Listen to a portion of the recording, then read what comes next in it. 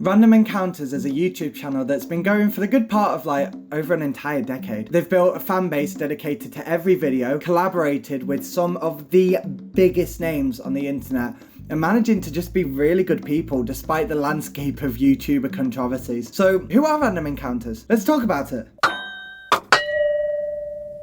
Random Encounters is an American YouTube channel, and they got big in the early 2010s due to their unique and well-written musicals based off popular things at the time, such as video games, movies, etc. The channel was founded by Andrew John Pinkerton, but people know him as AJ, Nathan Morse, and don't want to even pronounce it, Peter Srinivasan.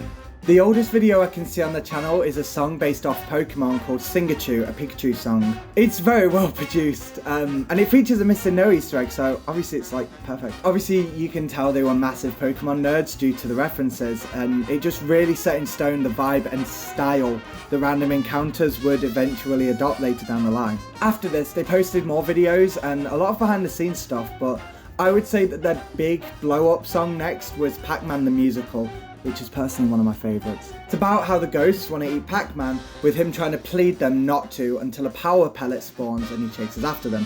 The song, as of writing this, is currently at 8.7 million views, but I personally feel even at that, it's very underrated.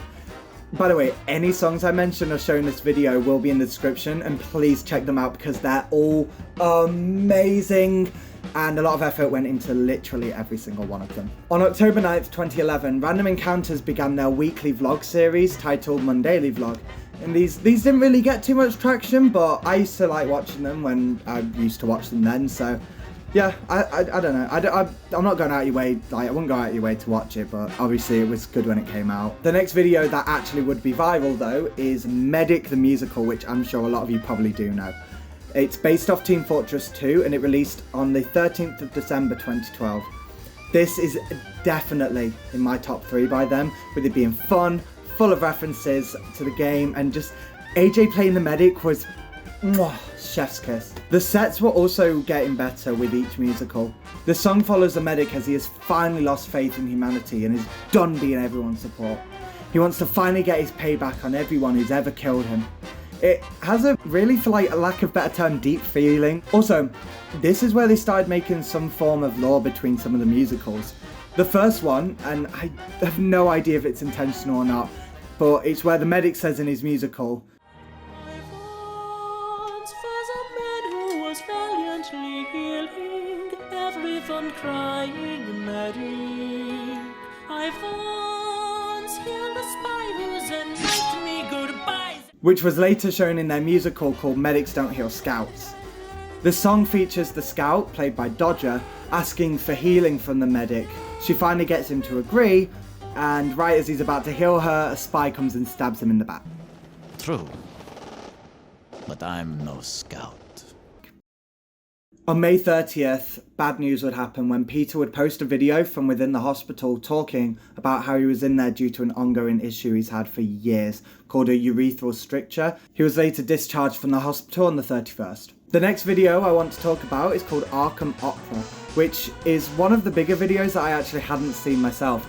It's actually really funny with lots of quips. The basic rundown of is that Batman gets cornered by most of his greatest villains, which include Joker, Harley Quinn, the Riddle, Catwoman, Poison Ivy, Bane, Black Mask, Penguin, Scarecrow, Hugo Strange, Ra's al Ghul, which I have definitely heard of every single one of them. Whilst all the villains are threatening to kill Batman, Catwoman has a sudden realization that what they're doing could be wrong. She decides to swap the lighter they were going to kill him with for a dead one, and when Batman escapes, she sets the place on fire with the villains inside. The next musical, and at the time their biggest one, is a musical called Resident Enos, featuring Markiplier and Dodger. This definitely had one of their biggest budgets at the time, and obviously had Markiplier, which is probably why it currently has 12 million views. Now, I can't seem to find anything saying whether it was based on anything. My guess would be Resident Evil because of the name, obviously, but as I've not played it, I wouldn't really know. So if you do know, please comment it, because I would love to be able to find out. Essentially, the plot of this one is Markiplier and Dodger, plus a bitten friend, go into this mansion and find a vegan vampire who tries to help them revive their friend by making them do loads of weird shit. In the end, it doesn't work and they try to leave, but Enos follows them out yodeling. It's a fun one. Another one I hadn't heard of until writing this video, and they also did a sequel song to this, but I didn't watch it. Obviously, I'd say check it out if you enjoyed the first one. And now, finally, the bit you've all been waiting for. It's the Five Nights at Freddy's musical with Marky Moo! I'm sure most of you know this song, or at least have heard of it before, as not only is it one of their biggest songs in general, but it's also very well known in the FNAF community. This musical ended up forming its own entire lore, with a new one even releasing very soon. Might even be released by the time this video's done. I'm just going to give very simple descriptions of the first 5 nights, but if you guys want, I am more than willing to do a full deep analysis video looking into every single bit of the FNAF musicals that they made. So, night 1 starts with Markiplier as the night guard, with the animatronics just wanting to talk to him as a friend. He gets scared of the animatronics, hides under the desk, and suddenly 6 AM rolls around. Purple Guy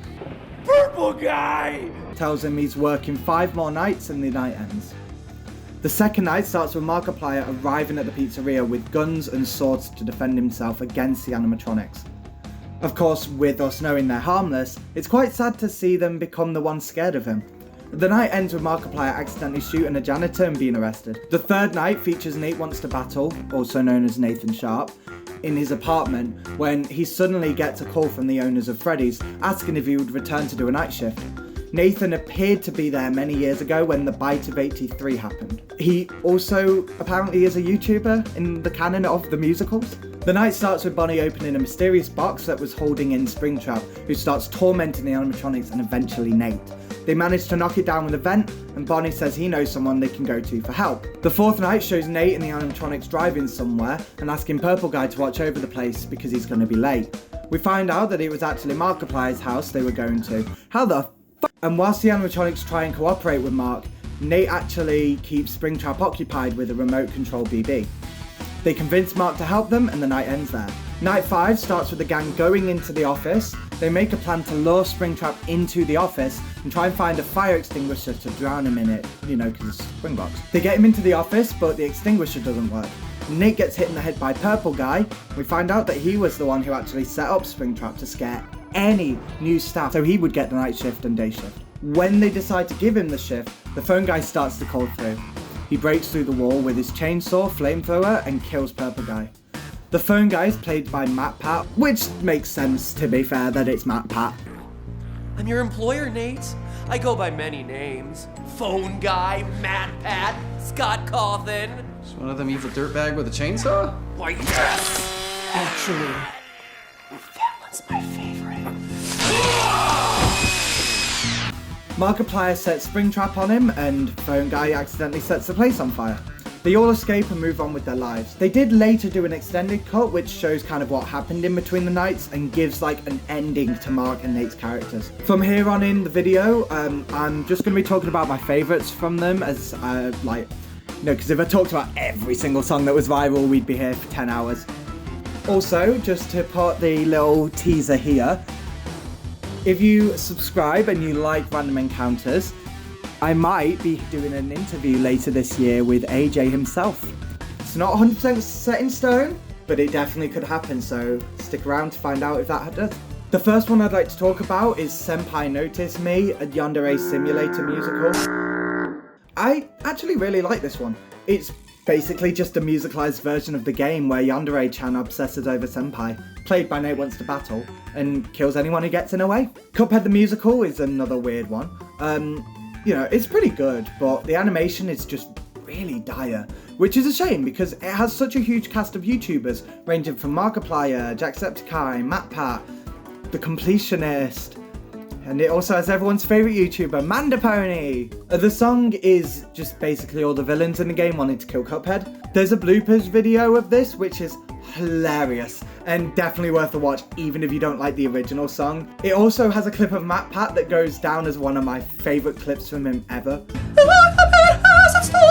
We all discovered that I'm a man today. They did eventually do a reanimated version which has loads of different artists collaborating on it, which makes it a lot better. I'm going to talk about the Team Fortress 2 songs now. You and Me is the third TF2 song, and it shows Medic and Heavy trying to defeat the blue team.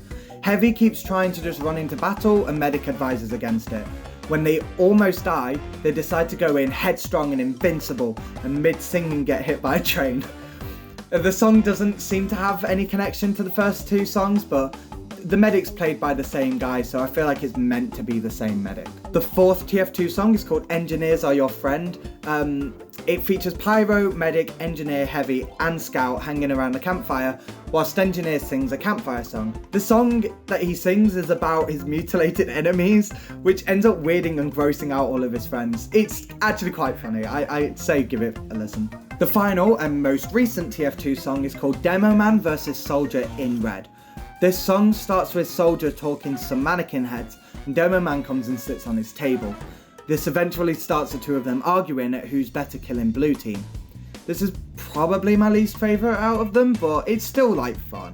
Hello Neighbour, What's in Your Basement is obviously based off Hello Neighbour, and is about AJ trying to get into the neighbour's basement because it's mysteriously locked. He eventually manages to get inside, and when he does, it turns out to be a poker game between Heavy from TF2, Bonnie the Bunny, some wrestler guy, I don't know if he's a character or something, but let me know, and a guy with a long beard. This is also one of my favourites of their animated musicals. Bendy is voiced by MatPat and shows off his really amazing voice. Unfortunately, he didn't sing in the FNAF musical, but oh my god does he take the spotlight in this song. This song is basically Bendy showing that long-haired character his ink machine before he takes an axe to the machine, and all the ink creatures disappear. They did a recording video including bloopers just like the Cuphead one, which again has one of my favourite clips from MatPat of all time.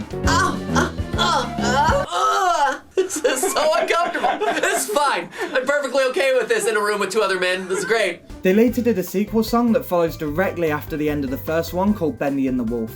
It's not as good as the first one, but gags in it are a lot funnier. It's basically Bendy trying to continue the tour of the studio, whilst unbeknownst to him, Boris is trying to kill the guests in an almost Scooby-Doo-esque style slapstick. It's definitely worth checking out both. Just Monica is another musical following the story based off Doki Doki Literature Club. The song is really good, but for some reason the video itself just gives me so many weird vibes. It really gives me the ick. The costumes are just so obviously fake, and the guy playing the MC is 100% 10 years older than the girls. The song is really good, but yeah, the video is just a bit odd. There's a Minecraft version of it that's obviously a lot more like palatable, because the song's really good on its own, but the video's not weird to look at. Baldi's Basics is another fun one and definitely has one of my favourite sets of any. It's just a simple place full of rooms, but I don't know, it kind of works. The thing I like most about this song is that when each character shows up, it uses the actual effects from the game and does really well, making it feel like the actual characters were speaking to him. Just listen to the voices, I'll show you a few of them. Gonna take a piece of your candy.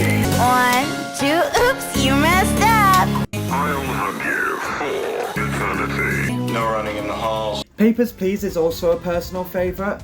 The song is based off the game with the same name and features Peter playing the main character. Lots of different people, all sketchy, try to get into our Stotska, and he must choose whether to believe these characters or let them through. He eventually decides to help a terrorist group overtake our Stotska, and the next person to show up is the long-haired man with him quitting. Okay, I know what you're saying. Who the fuck is this long-haired guy? Apparently, his name is The Beard. He wears a trench coat, fedora, and has a beard covering his entire face, which makes no sense because it's coming from the top, but whatever. The beard was created as a monster for the short horror film as shown in the video called Glimpse into the Beard. And according to the Resident Enos video, I couldn't find this exact piece of lore, but it is on the wiki, so I'm going to assume it's true. The beard is in fact a hell beast from space. An odd piece of lore as well is that he can actually take the entire beard off his face, which is seen in the Beard Special Edition. So, that's basically all you need to know about Random Encounters channel. I think the reason they did so well and have kept doing so well is that they just made songs for popular things, but also did their own stuff, whether that be original or non-popular things. They're very nice, they've built a circle of other big content creators to have in songs, and use their songwriting and singing abilities to create funny, catchy, and well-referenced songs that fans have adored for years.